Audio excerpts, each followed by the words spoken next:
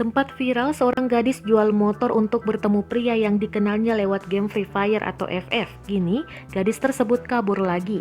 Ia mengelabui orang tuanya dengan cara berpura-pura mandi.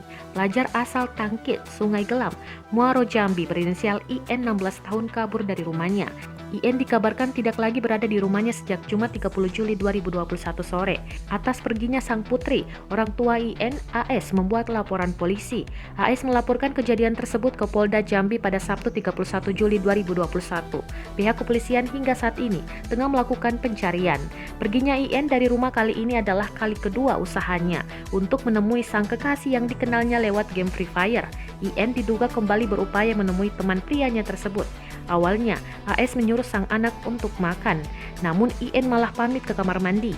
IN lalu menyalakan keran air.